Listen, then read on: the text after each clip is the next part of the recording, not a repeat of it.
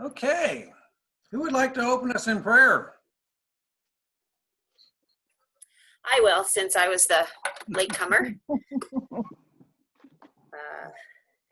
Gracious God, thank you for another beautiful day in Montana. Thank you for the opportunity to be able to meet, even remotely. Thank you for the lessons you're teaching us and the relationships you're creating, and help us to take our new knowledge and go out and spread the message fearlessly. In Jesus' name, amen. Amen. Thank you. So anything from last week anyone wants to touch on real quick, or did you have an aha moment throughout the week?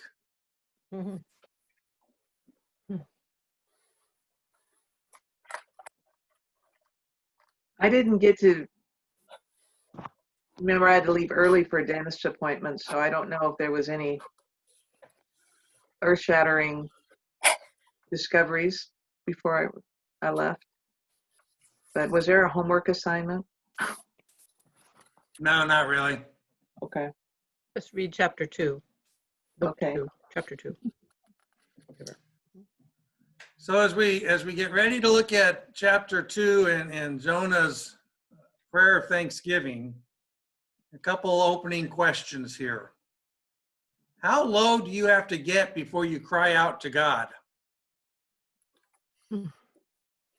Pretty low for some people. Pretty low. Pretty low. I think I tend to think, oh, I can handle this, and then all of a sudden I can't. Okay. And I think some people feel they have to try everything but God at times. And then, like Kitty said, you think you can handle it, and then you get desperate.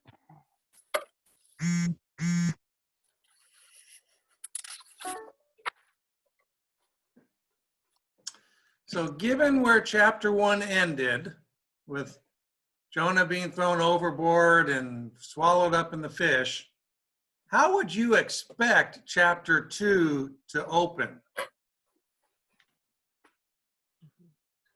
Well, I probably wouldn't expect them to be praying. I don't even know how, with the laws of nature, how that could be, but, obviously God was there to provide, because, you think of being in the gullet of something, you'd be just encased. I don't know. It's not like the Pinocchio movie where he and, was it Giuseppe, were in the whale? Well, they were in a whale and they were starting fires and everything. So I don't know. If we do the Hollywood route, it would be trying to figure out how to get out himself. Yeah. It doesn't show any of that he basically recognized what was going on and said, prayer is my only option. Okay. What kind of prayer would you expect? Get Help me me. out of here. Okay. Help me, get me out of here. Help. Maybe on I'm sorry I goofed. I'll do what you want, Lord. Yeah. Just get me out of here. Yeah. Repentance, yeah. So what kind of prayer do we find? Well, it is kind of a desperation prayer, but it is, one of the commentaries I read said it was a prayer born out of affliction, not affection, which I thought was kind of interesting. Although Okay. he was, he did acknowledge God's power and everything, and he was also thankful at some point. Okay, that's the key word. It's a prayer of thanksgiving, Yeah. which is not what you would expect at this point, No. Mm-hmm. because he's still in the belly of the fish. Well, I think he thinks he's going to die there. I mean, there's no expectation that, okay, I'll go to Nineveh. It doesn't say that. Right. No, doesn't say that. Although at the end, he does say he will pay what I have vowed, salvation is of the Lord. I mean, it kind of sounds like maybe he's saying, you could get me out of this and then I'll do better. Mhm. Although he doesn't say he'll go to Nineveh. My version of the message says, and I'll do what I promised I'd do. Yeah. Huh. Does he So, never, Yeah, mine's the New International. It says, what I have vowed, I will make good. Yeah. okay, So it so what sounds has like Jonah vowed to do? What Yeah. has he promised? never Well, promised? He mine, never promised, did he? Nothing. yeah. Well, mine says he will sacrifice to you, God, with the Right. voice of thanksgiving. So Yeah. it sounds like, he'll do something, maybe. I don't know. Okay. Well, let's get into it. Who would like to read the prayer, chapter 2? I will. I'll do it. I have the New King James Version, so it might be a little different, of course, from everybody else's. But I thought this was kind of fun. Then Jonah prayed to the Lord his God from the fish's belly, and he said, I cried out to the Lord because of my affliction, and he answered me. Out of the belly of Sheol I cried, and you heard my voice. For you cast me into the deep, into the heart of the seas, and the floods surrounded me. All your billows and your waves passed over me. Then I said, I have been cast out of your sight. Yet I will look again toward your holy temple. The waters surrounded me, even to my soul. The deep closed around me. Weeds were wrapped around my head. I went down to the moorings of the mountains. The earth with its bars closed behind me forever. Yet you have brought up my life out of the pit, O Lord, my God. When my soul fainted within me, I remembered the Lord, and my prayer went up to you into your holy temple. Those who regard worthless idols forsake their own mercy, but I will sacrifice to you with the voice of thanksgiving. I will pay what I have vowed. Salvation is of the Lord. And then this is my favorite one. So the Lord spoke to the fish, and it vomited Jonah out onto dry land. The end. It's almost anticlimactic. I like they use the word vomited. Yeah. Some versions said spit, and to me that was almost like the fish was saying, "Pew, get me out." Vomited has a little different connotation to me. like Jonah was an irritant, right? Yeah, more or less. Maybe he did start a fire down there and Yeah. Who knows? Tickled him so or something. if you remember last week, I answered Ginger's questions and I said we're going to do it briefly because we don't want to go down the rabbit hole. Right. Well, this prayer is a rabbit hole. Okay.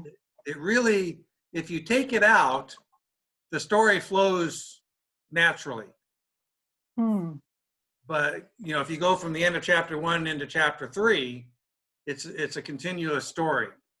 And so the prayer of thanksgiving here is not that doesn't have anything to teach us. It's kind of a rabbit hole in the story of Jonah. It's just kind of a deterrent. I don't want to say deterrent. It's a A side effect or something? it's a side. Yeah, it's a side road. It's not what you would expect in the story of Jonah. And keep in mind what we also talked about, Jonah being full of humor. So there's a lot of tongue-in-cheek humor throughout this prayer as we get through it. So it is a prayer of thanksgiving. It's a very traditional prayer of thanksgiving. So if you go to the Psalms and start looking through to find a prayer of thanksgiving, you'll find the same format and sometimes even the same words that Jonah uses. So it's nothing out of characteristic for that. Basically, a prayer of thanksgiving expresses gratitude for the deliverance of some kind of issue, illness, foreign attack, whatever, and then ends with some kind of a promise to follow God, worship God, do God's will, whatever might be the specifics for the individual praying it. So as we look at this, we'll have an introduction, which is basically verses 2 through 4. And that's usually just a summarization of what the problem was or the situation. The second part of a prayer of thanksgiving recounts the issues, the crisis, the problems, and then usually has an appeal for deliverance. And so here's my problem. God forgive me, deliver me, save me, something to that effect. And then for us, that's going to be verses 4 through 8. And then it ends with, again, some kind of vow to worship God or to praise God for that deliverance. And then for us, that's chapter 9, or verse 9. So really verse 1 and 10 are kind of side notes. 10 especially, because it gets us back into the story. And 1 is kind of the beginning of that rabbit hole that leads us into maybe a parallel journey as we go. Literally, not literally, literarily. So from a literature standpoint, and compared to the other prayers of thanksgiving we have, especially in the Psalms, this one's classified as a personal prayer of thanksgiving. So we have some that are said on behalf of the people, and then some that are said on behalf of an individual. And so this one, because of the wording and the phrases that are used and the pronouns, this is an individual prayer of thanksgiving. It's also, before we actually get into it, it's the first time that we have a written account of Jonah reaching out to God. So all through chapter 1, if you go back and look, Jonah does not reach out to God. In fact, really, Jonah doesn't communicate with God at all. God says go to Nineveh, and Jonah just takes off in the other direction. When the captain says, get up, you sleeper, and go pray, there's no indication that Jonah prayed. When he goes to the sailors and says, well, throw me overboard and all will be fine with you, again, there's no indication that that's what God said for Jonah to say. So far, Jonah's done everything, whatever he said or done, he's done on his own. Here's the first time where we have the beginning of a conversation between God and Jonah. And as a prayer of thanksgiving, biblical prayer of thanksgiving, it's one-sided. So you could say where chapter 1 is all where God does the speaking, now Jonah does the speaking. And when we get into chapter 3, we'll have more of a dialogue than between the two of them. So given that this is the first time Jonah prays, given all the events that have happened up to now, why do you think it's now that Jonah finally prays? He's all alone. He doesn't have much. There's not much he can do. Okay.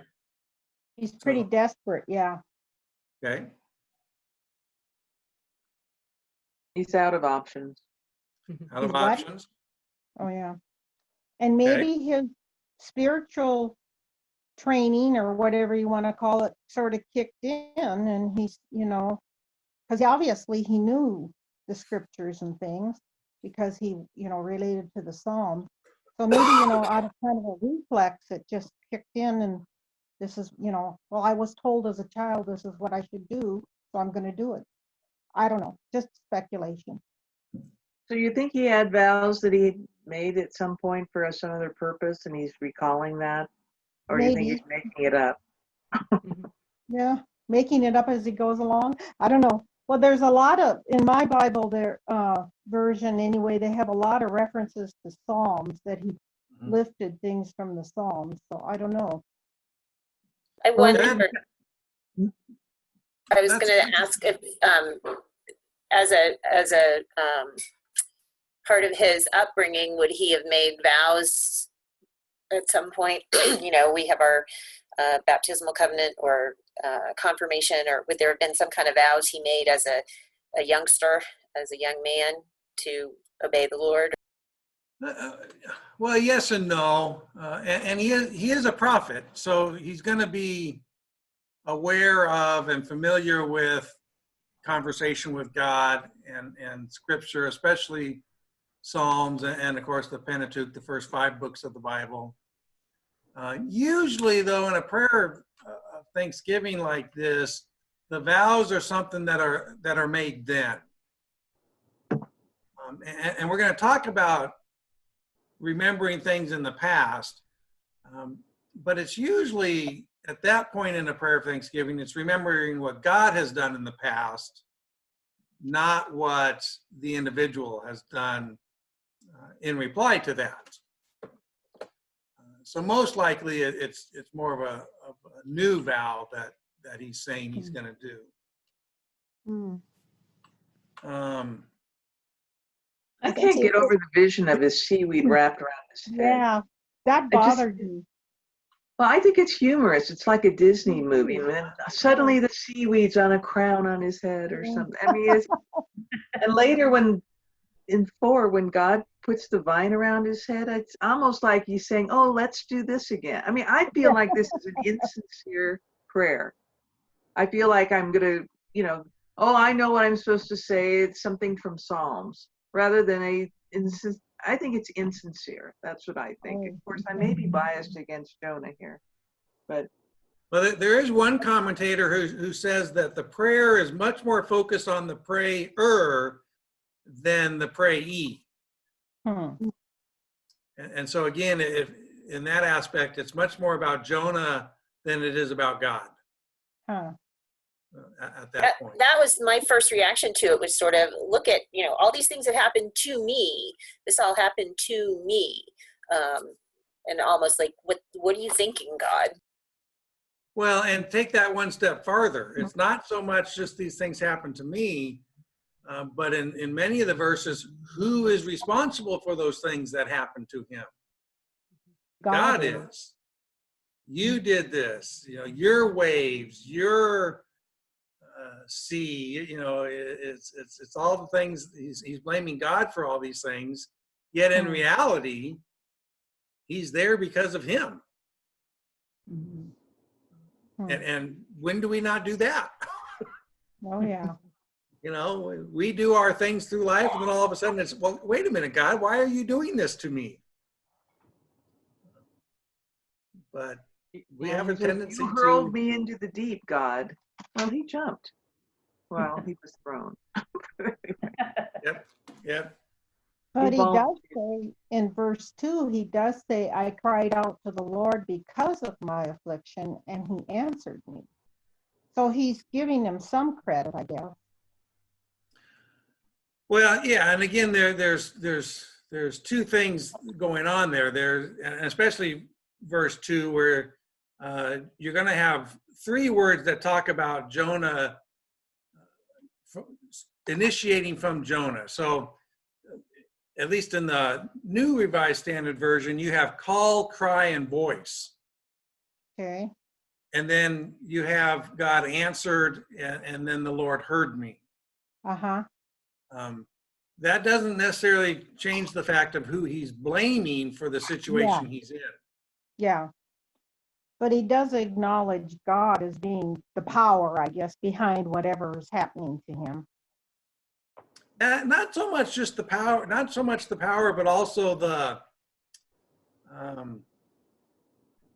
shall we say, focus caused. Oh, okay. Yeah. That is That's kind of what I particularly meant, happening to Jonah right now. Yeah. It's not just that he's swimming and got tangled in seaweed. Yeah. He's thrown over in the midst of a storm. Yeah. And yes, the storm was God's doing because Jonah was running. But again, we tend to forget those types of things about what we do to cause the problem. Right. all of a sudden we're into it and it's, oh, poor me. And in a way, that's what Jonah is doing here. And again, what's ironic about it is, you know, Jonah is the prophet who thought he could escape God's presence. And yet, while he's in the belly of the fish, what does he do? He cries out to make sure God is present. Yeah. So again, that irony and the humor Hmm. of, I'm going to leave you, God. Oh, but wait, God, don't go away. Mhm. He's kind of a reluctant prophet. Mm-hmm. Mm-hmm. And even when we get into chapter 3 and 4, he'll do it, but he's not happy doing it, No, no, he's as we'll not. see. Lacking some passion here. Yeah. Well, passion and compassion. Right, both. He lacks both of them. One of the questions that a lot of the commentators will ask, you know, ironically, but or not ironically, rhetorically, how can Jonah pray a prayer of thanksgiving while he's still in the fish? Yeah. You know, he has not had any. Usually prayers of thanksgiving are after the thought. Yeah. And so while it recalls the whatever it was that was attacking the person, and the person goes through and makes these promises and goes through all that formula, it's usually after the fact. And so again, here's kind of the humor. And then the big question, why is Jonah thanking God when Jonah's still in a lot of trouble? I think he wants to go to heaven. He doesn't want to go to hell. I don't think he expects to be spit up, or excuse me, vomited. But anyway, Whatever. sorry, Either Dave one. was going to say something. Oh, because he's in the fish.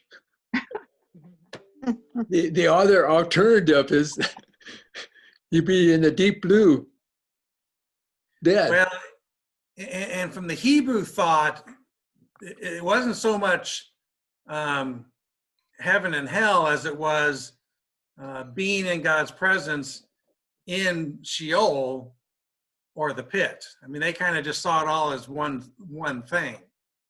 I think And also so- sometimes you have to get to a really low point to realize how good you had it. You know, the thing that popped to my mind was when I had my second child, I realized even though when I had one child, I thought I was really busy, I had so much free time when I only had one. Yep.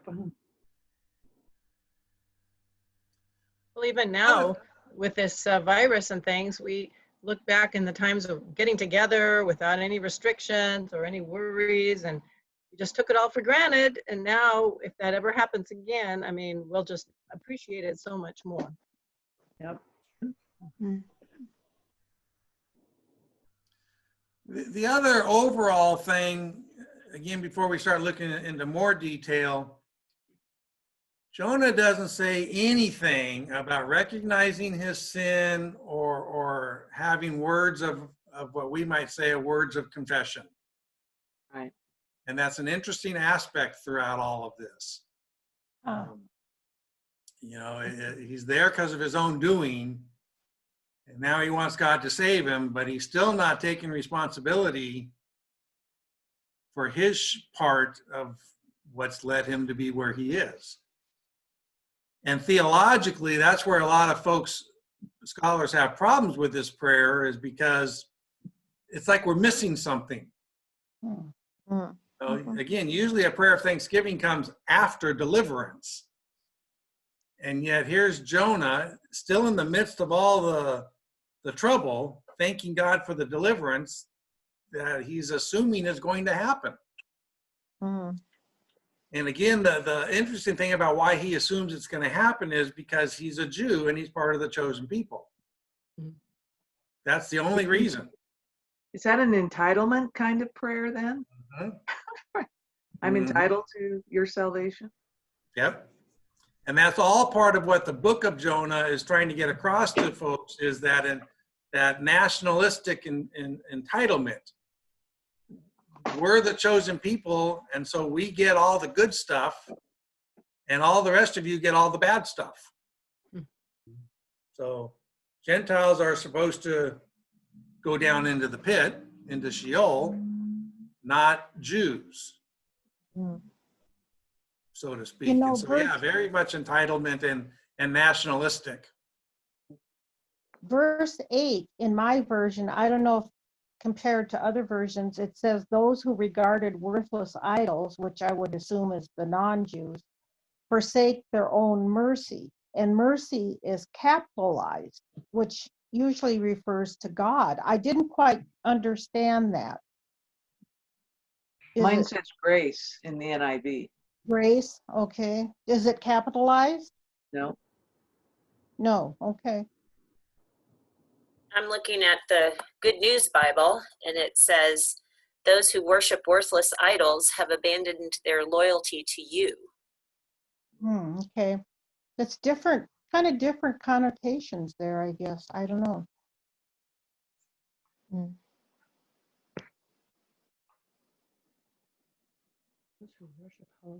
those who cling to worthless idols forfeit the grace that could be theirs. I think that's an interest. The NIV is pretty clear. Yeah, Okay. that's the gist behind it. Mine says, those who worship hollow gods, God frauds, walk away from their only true love.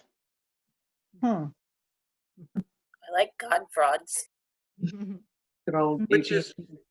is kind of funny, because for a Jew, he would look at the Gentiles and say, well, you know, they're not walking away from their true God because they've never known the true God. Mm-hmm. So again, you get a lot of tongue-in-cheek stuff Uh-huh. from Jonah. So go back up to verse 2. Let's look at this introduction part a little bit in detail. Again, it's the introduction to a prayer of thanksgiving. So you get the initial cry of distress, that cry has been answered.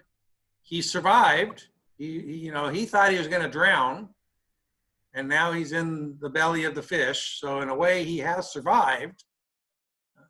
He's not out of perilous harm yet, but he's still alive. And throughout this, we're going to see a couple times where he sees that he has very little hope of ever worshiping God in the temple again. Which again, and the first one comes up there in verse,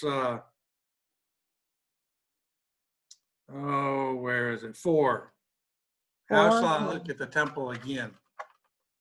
Which again is another ironic tongue-in-cheek thing, because Jonah is not a prophet from the southern kingdom where they would worship in Jerusalem. He's from the northern kingdom, and they worshiped in Samaria. So it's kind of humorous to have him refer to the temple more than to worshiping in Samaria, where he would have been more familiar and more comfortable with.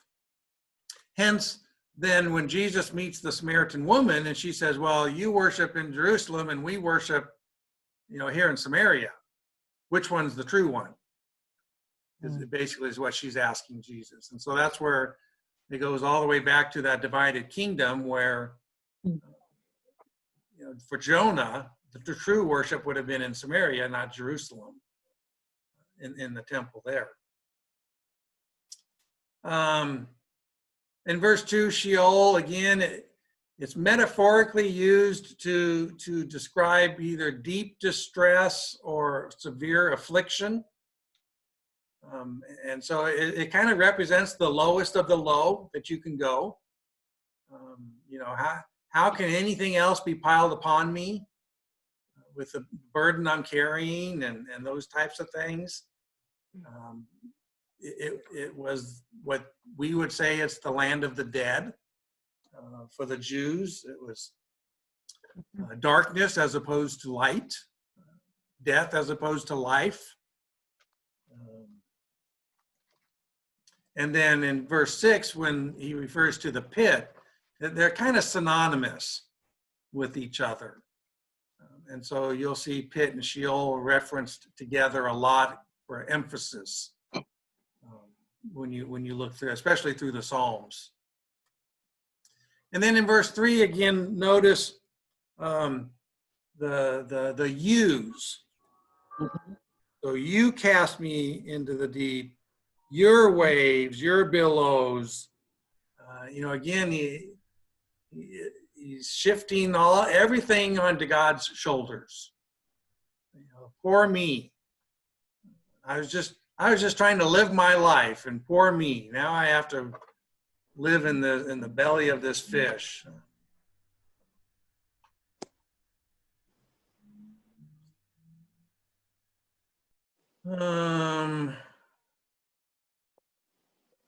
Verse 4 is also, when you look at the bottom part of that, it's also Jonah and the Jewish thinking of the future hope. So even though he's in the midst of turmoil, and he phrases it as a question, and it's the question that expects a positive answer. How can I look at your holy temple again? And the expected answer is, well, you're going to, from God. And so again, he's expecting God to save him, but again, from his point of view, he's expecting God to save him just because he's a Jew. And what he's learning, or what he's going to learn, is God saves because of those who cry out for God. So the sailors end up crying out to the Lord, and so God saves them. Nineveh will eventually cry out to the Lord, and God will save them. Jonah never really, he's kind of crying out to the Lord here, but he never really does it. And so that's part of the reason we kind of, throughout the whole story, Jonah is just kind of always in that limbo land. And of course, at the end, the curtain draws, and he's just kind of sitting on that grassy hillside with that. What happens? What does he do now? The other thing about the temple, so in verse 4 and then in verse 7 again, it talks about the temple. The temple had dual meaning. So in verse 4, Jonah gives the impression of being in the temple physically here on earth again. In verse 7, its reference is more towards joining the Lord in the temple in heaven. And so there's those two representatives, and yet for the Jew in their thinking, both of those are kind of in the same spot, and that's where they encountered God. And so that's where in the temple, in the innermost area, is that Holy of Holies. And that's where God was. That's kind of where heaven and earth kind of touched, and that's where God was. And so it can be confusing as to, okay, what temple are we talking about? And yet for the Jew, there's really no difference in the two, because they represent the physical place where God is.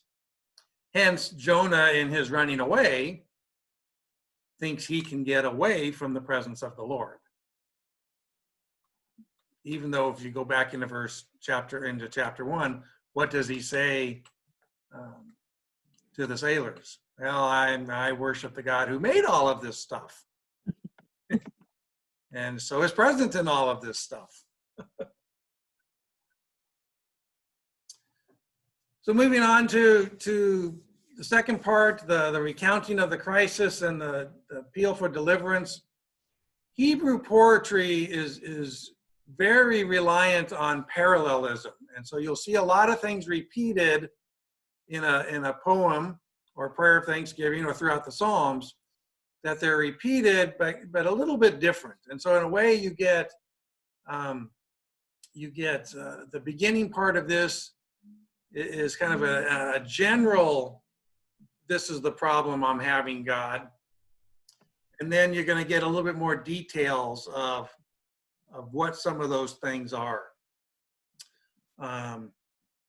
So in verse 5 through 8, you kind of get a repeat of what Jonah said at the beginning. I was in the belly of Sheol, I'm cast into the deep, into the heart of the sea. And then we come down to verse 5, and we get a little bit more detail. So we're not just cast into the sea, but the waters are closing over me. The weeds are wrapped around my head.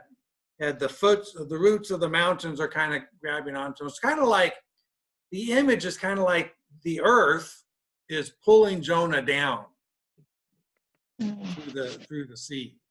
So we talked last week a little bit about Jonah and falling away from God is like going down.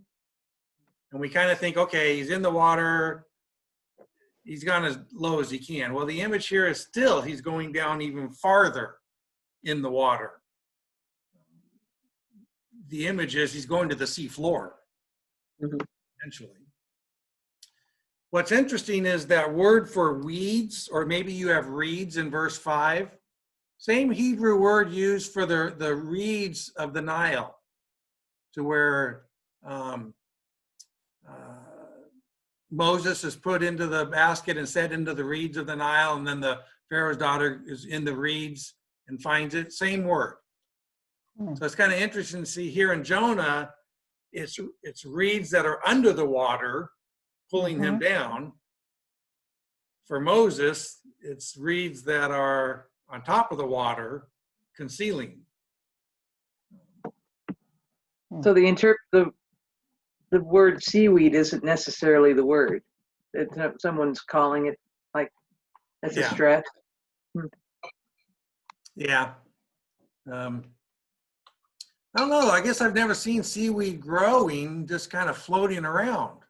It doesn't grow out of the water, does it? No, it has roots. Yeah, it can. It's sea floor. It's just ripped. It's the ones you see floating have been ripped from the floor. Right, but they don't grow out of the water. They can grow to the surface and float if they're tall enough. And probably, I mean, when the tides, excuse me, if the tide drops, you're close to shore or whatever, it could grow out. You could see it sometimes and not.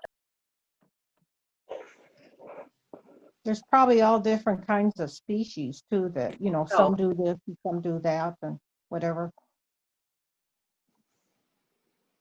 They have those, air bubbles pockets. They float. Yeah. That's what extends them. Okay. I don't know, Jan. I didn't look at that as humorously. That just really terrifies me. Weeds wrapped around my head. Maybe I have claustrophobia and don't know it. I don't know. That whole idea of the deep closed around me and the weeds and went down, I can't imagine. It just terrifies me. I think he's full of drama. Yeah, definitely. Drama king. And trauma. The other image here is, as we read through what Jonah says is happening to him, it sounds like it took a long time. Yeah. But the other image we get is the fish kind of swallows him up rather quickly. Yeah. And if you think about it, he's only going to be able to hold his breath so long. Right. Now, I don't know how he breathes in the fish anyway, but that's a different story. The way he recounts it is, to him, it's like he's going down in the water for a long time. Mm-hmm. And so, the seaweed, the reeds have a chance to get around his head, and the feet of the mountains, the sea floor have a chance, they have a time to grab hold of him and bring him down. And, in reality, if we're kind of watching this happen, it's probably not that, isn't lasting as long as he thinks it's lasting. Yeah. But again, when we're in distress, doesn't it seem like it lasts forever? Yeah. Sure. Like you're never going to get out of there. You're never going to get out of it. Yeah. Yep. Yeah, exactly. I don't know. That passage to me is just really indicative of how you feel sometimes. You just feel so trapped and so closed in, that you don't have anywhere to go but down. The footnote in my Bible said the waters were at my throat. Oh, Okay. okay. Which is even more terrifying. Well, he's drowning in his In- mind. Yeah. In verse 6 of the New Revised Standard Version, it talks about the bars being closed. Yeah. So I kind of imagine, you're in the water and there's bars up here but you can't quite get high enough to get air through the bars. So it's Mhm. kind of like you can see it, you can see the salvation, but you just can't quite get there. Right, get there. If you've ever read that book, The Perfect Storm, the one about the fishing boat that was, they never recovered it. The author, I was listening to it on the audio. I almost had to fast forward. He was describing what happened to you when you drown. Maybe that's why this is so terrifying to me. It's awful, what your body goes through when you drown, and it isn't quick. It is rather slow. I don't remember all the details, but I just remember feeling, man, I never want to go that way. Yep. So look at verse 6. There's a unique thing at the end of verse 6. It's the only 2 lines of the whole Psalm of Thanksgiving that describes God's merciful deliverance. You brought me up from the life of the pit. The rest of it is all about Jonah, Mm. to put it another way. It's not, because Jonah blames God for the waves and all that other stuff, but the only saving act that Jonah acknowledges here is basically 2 lines of the whole chapter, of the whole poem. And again, they come when Jonah thinks, okay, I can't go down any farther. This is it. This is rock bottom. And that's when he gives us that image of, you brought me up. And again, brought me up. Keep thinking about that, how he keeps going down. And yet when God finally does save, it's bringing up.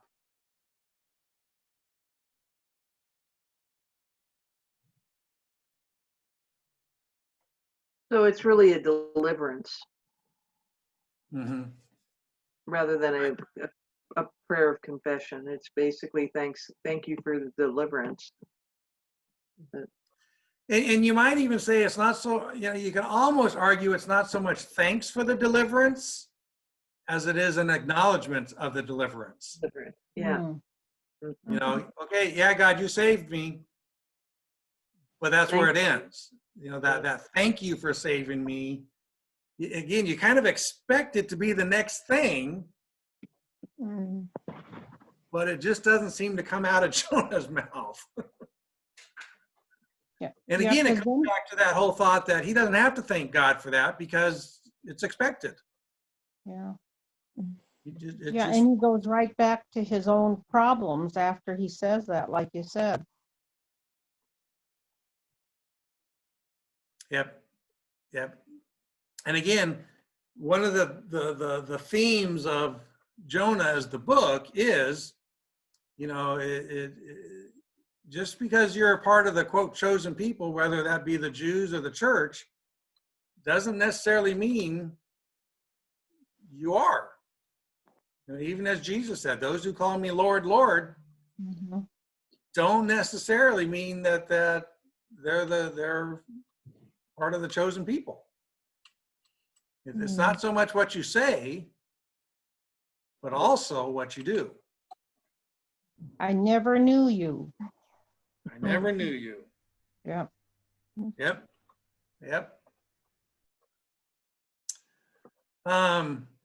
Moving on to that whole thing of the vain idols, the empty idols, in verse 8. Interesting to think, is this a reference to the sailors? because I thought it was just to everyone that didn't worship God. Whether I guess I didn't, Nineveh and the sailors and everybody. I didn't specify it. well, in general it is. But if you're following the Okay. story, Uh-huh. there is the time in chapter 1 where the sailors are all crying out to their gods and nothing Right. happens. Mhm. And so, they're crying out in vain to their idol gods, and it's useless. Well, Jonah doesn't know that God has saved them already. He's overboard. That's the other aspect of all this is that, while Jonah was a major part of it happening, Jonah doesn't know what happened because, he's been thrown overboard and the focus is no longer on the sailors from his standpoint. But Well, and not only did the sea calm down, but then it said that they made sacrifices to Jonah's God. So that did convert them. Converted. right, the image there is that they've converted. For Jonah, though, while the sea is calm for the sailors, the sea is not calm for Jonah. He's Right. still in a lot of tumultuous sea, so to speak, under the surface.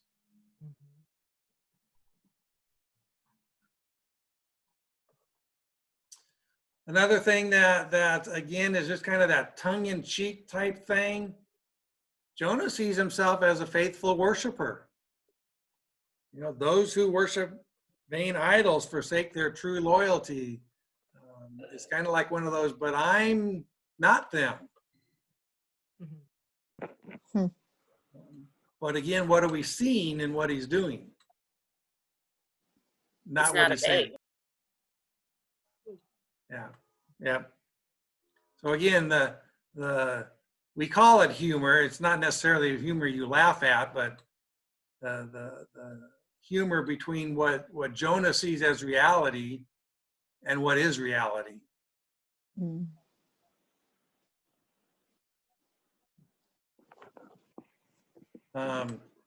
Another way to look at it, Jonah, you could almost say Jonah says that his relationship with God is a healthy relationship. He's deluded. Yeah. Yeah. How can you, when you consistently avoid someone, I'm not sure they would say that they have a healthy relationship with you. Not just avoid, run away for 3 years or whatever. That too.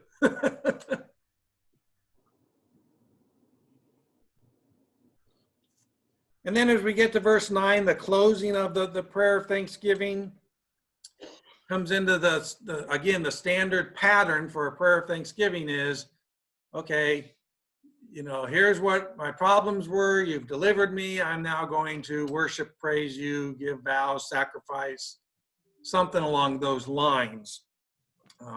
So for Jonah here, it's, with a voice of thanksgiving, I'll make sacrifices, I'll vow to pay what I have done, and deliverance belongs to the Lord. The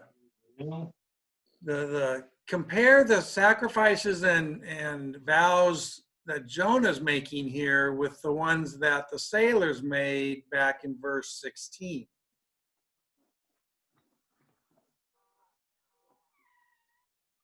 If you go back to verse 16, the men feared the Lord even more, and they offered a sacrifice to the Lord and made vows. And then if you look at what Jonah says, with a voice of thanksgiving, I will sacrifice to you, and what I have vowed I will pay. You see the difference? The sailors did it, and Jonah said he would do it. Right. The sailors are doing it in the present, and Jonah's saying, yeah, one day I'll do it. And of course we all know what happens when we say one day we'll do it. Mm. The odds are Sometimes we it won't do doesn't it. get done. Yeah. So he's a procrastinator. Mhm. Mm-hmm. Mhm. He's an opportunist, I think, a little bit too. You could almost say that too. Yeah. And then the end of verse 9. Mine says, deliverance belongs to the Lord. The capstone of the whole book. So it's almost literally in the middle of the book. It's at the end of the prayer of thanksgiving. And so oftentimes in the Bible, one of the things that is done for emphasis is you put something at the end of a story instead of at the beginning. And so there's several different things that show us that this is the whole thing. Deliverance belongs to the Lord. It's actually Jonah's second, and I don't want to say confession. Because we would call it theologically a confessional statement. It's more of a profession of statements. So back in chapter 1, when he says, I worship the Lord, or I fear the Lord, who made the creator of all things, who made the sea and the earth, that's one form of professing God. Deliverance belongs to the Lord is his second time of professing who God really is. You almost have to wonder, does he truly believe it? But he says it. And then again, what's ironic about this is we've already seen in the book where Gentiles have found the deliverance that comes from the Lord. Now Jonah doesn't know that, again, because it's the sailors. But now Jonah is saying, well, now, deliverance also comes to me from the Lord. And of course, what are we going to see in the next chapter? More Gentiles are going to cry out, and deliverance will come from the Lord. And so again, to combat that nationalistic viewpoint of the Jews, this is more reinforcing of that whole thing that, God hears and forgives everybody. And God's mercy is for everybody, not just the ones we limit it to. Which I think is just as hard for us to swallow today sometimes as it is for Jonah back then. Especially when I look around and see the divisions within the U.S. right now politically. And just how sometimes just the anger you see from people towards the opposite viewpointed people. And you just wonder, if you went up to them, would they say that, yeah, God saves them too? And if they would say it, then, what would they say to response to, well, why aren't you living like that? Why are you demanding them to be put down, squelched, silenced, whatever word you want to use, because it comes from both sides. So, you really don't have to, it's not just one side, it's both doing it. But, it would be interesting just to have that frank conversation with folks without feeling like you're going to be thrown into the sea.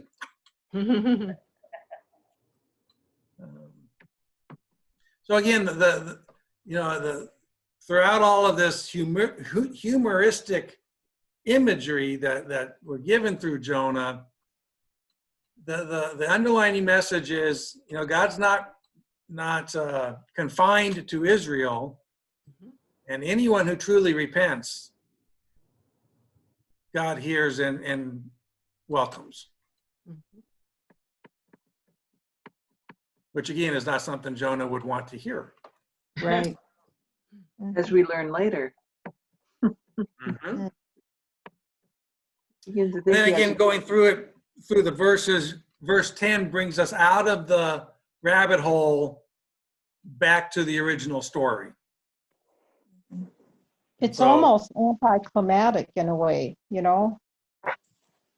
Jonah went through all this stuff, this confession, or whatever you want to call it, confession and acknowledgement and listing of his woes, and then the fish vomited him out onto land.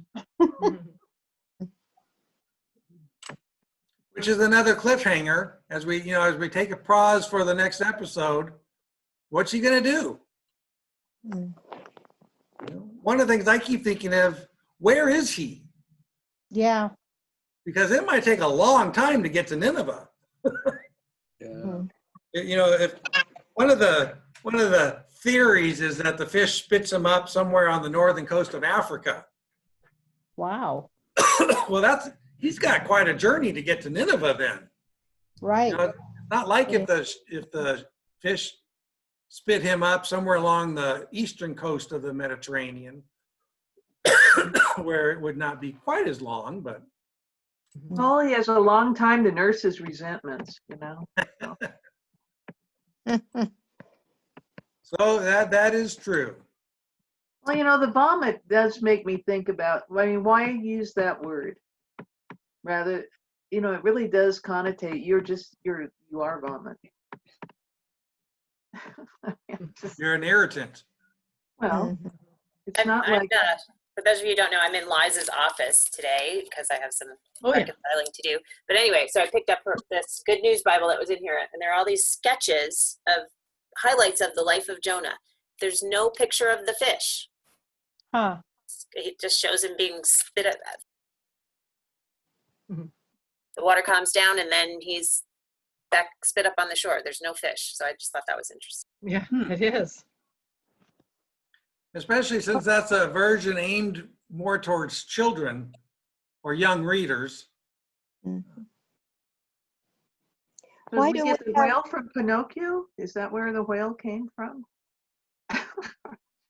That's what I was wondering. Why do we think associate Jonah with a whale?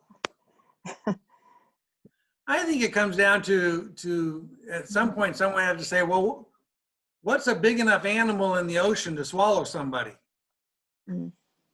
And what's the first thing we all think of when we think of a large animal in the ocean? A whale. Mm. Now, we all might be thinking of a different whale.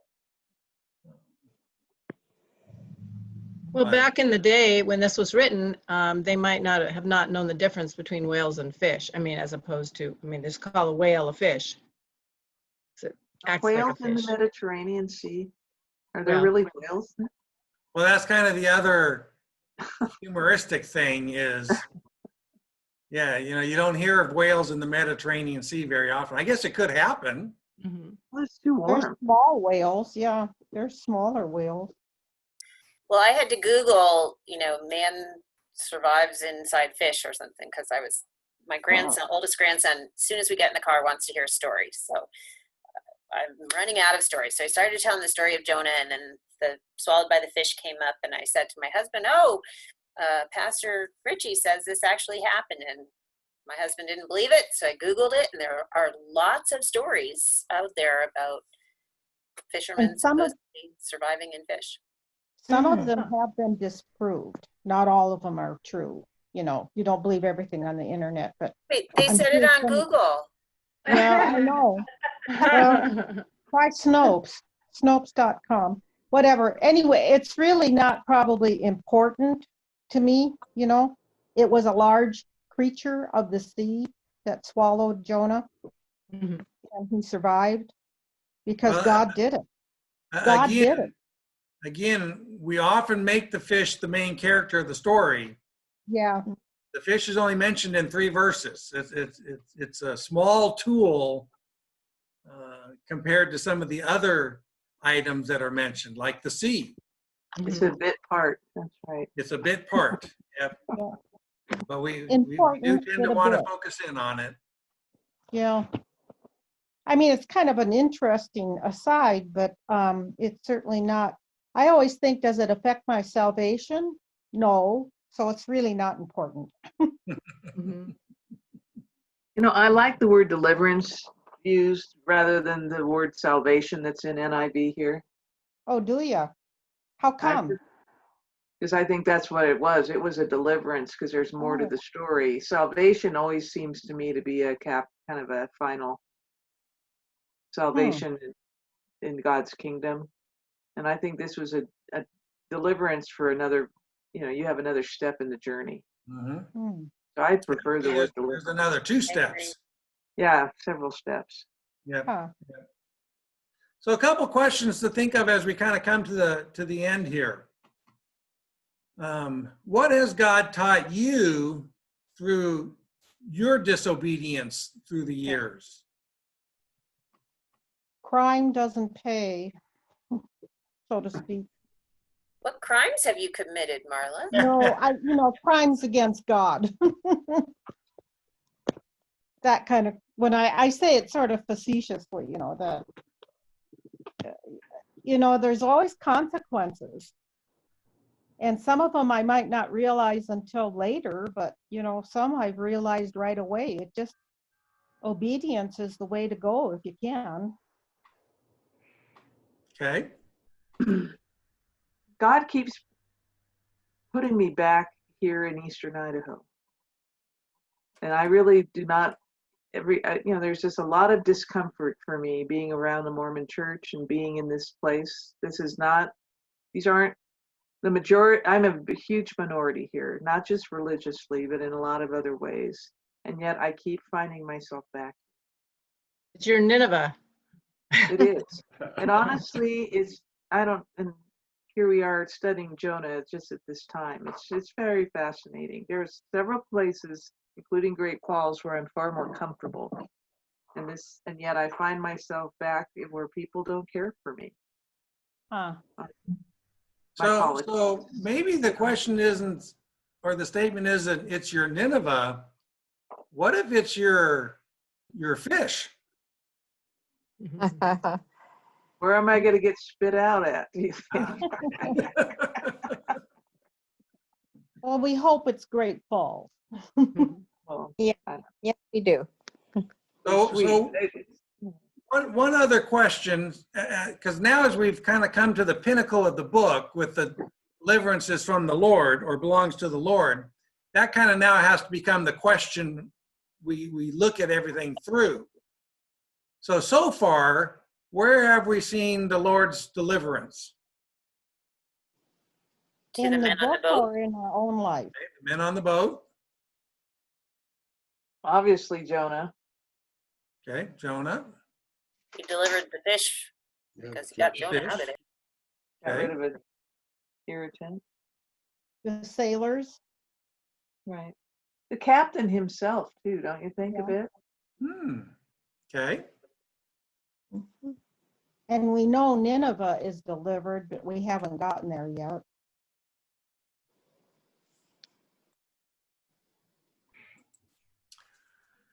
So there are many commentators who will say things that they want to assume that Jonah repented before he said this prayer of thanksgiving. Since there's no evidence of that, what's the danger of looking at it through that way?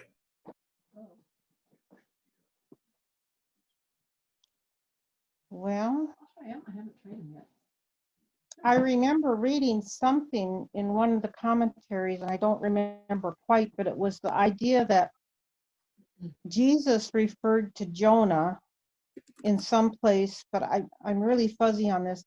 And the idea that if there's no New Testament backup to it, it isn't, you don't want to assume something because it could mislead you, but that's really a general thing. I don't know if that's what you're looking for.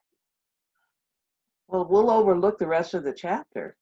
Yeah. Chapter 4 is full of all sorts of important things that we'll overlook if we just assume that Jonah repented and then he was delivered. To me, now chapter 3 and 4 is far more important, Right. as far as what God does. Right. And you come into a problem then. If Jonah repented, really, how can you have chapter 4? Yeah. Because he chapter became 4 is angry. all about, wait a minute, God, Yeah. this isn't the way it's supposed to be. You're supposed to punish these people. Yeah. Yeah, it's almost like he has a death wish in some respect in that chapter 4. Maybe it was actually there in number 2. Yeah. He kind of gives up in a way, I guess, maybe. Well, it's not a death wish, but it's like, yeah, I give up. I don't want to. Yeah. I don't want to really deal with this. I don't want to do this Resignation, anymore. is that the word I'd use? There's almost like this resignation. Yeah, maybe that's a good one. Yeah, again, it's an interesting thought, because from Jonah's point of view, it's not so much that he's resigning not to, but as a Jew, he doesn't have to. Hmm. And again, the message that God's trying to say here is, yeah, you do. You got to be concerned about this. Yeah. It's not just because of who you are, either through your heritage, your culture, your religion. It's who you are inside. And Jonah has this tendency to forget, or maybe not forget, ignore his sin, running away, not praying, trying to, even looking for death, to get away from facing really who he is and what he truly believes. And yet again, God keeps delivering, saving him, however you want to look at it. I think because God eventually wants him to see the truth, although we're not really ever given the assurance he will, or he does. But the facts remain. Deliverance belongs to the Lord. Those who cry out to the Lord throughout this whole book find deliverance, find salvation, find life, as Jonah keeps searching for death, it seems. Well, the theme of being in the fish, he was in the fish 3 days. That's a lot of time to think. And he doesn't talk about death like he does, I want to die, in Nemetha, the circumstances. Yep. Well, what occurred to me when you said he's not, he doesn't think he has to do this because of who he is. Am I kind of the same, that I believe, so I don't have to go and tell other people I'm good. But then there's the whole Great Commission thing, and yeah, we are supposed to tell other people. Mm-hmm. Even people that we are uncomfortable with, but particularly ones we're uncomfortable with. Well, and again, if you look at the Great Commission, who's being told to go to whom? The disciples, Jews, are being told to go to the world, Gentiles. The nations, yeah. And the nations. And so again, it's just another emphasis of, as the chosen people of God, we are the beacon of light. We are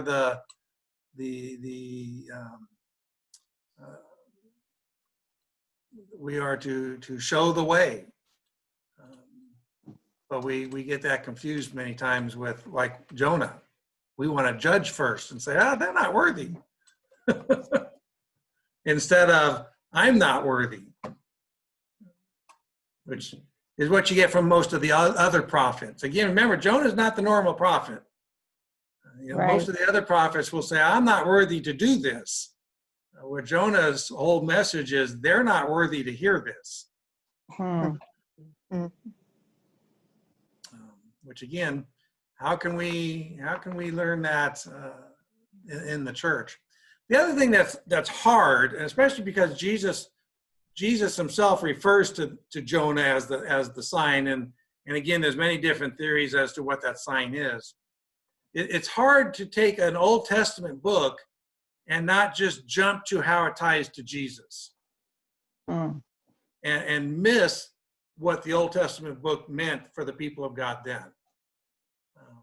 Because sometimes we just want to jump to, okay, how's this tie in with Jesus? And ultimately that answer is, well, it ties in with Jesus because the message of God has not changed. The people of God from the very beginning of Abraham have been the source of life for the rest of the world, or is supposed to be. And Jesus is just the culmination of that. So, okay. A little more than an hour there, but final That's okay. thoughts, questions, observations?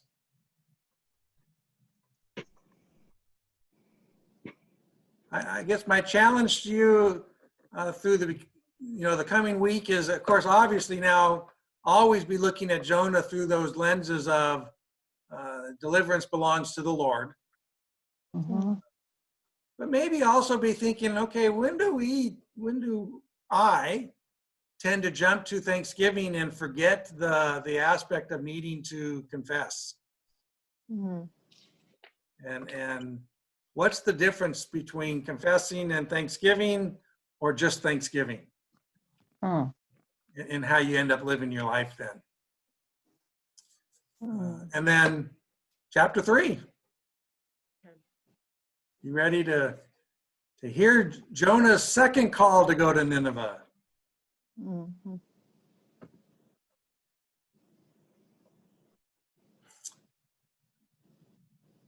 Anyone feel moved to pray? Well, actually, John, I wanted to, oh, I just dropped my phone here. Oh dear. I lost it here. No. There we go. I have part of Patrick's breastplate, and I just thought it was so pretty, so meaningful. If you wouldn't mind, it's kind of more of a blessing, but it's a prayer too. I could do that unless somebody else really wants to pray. I certainly will forgo this.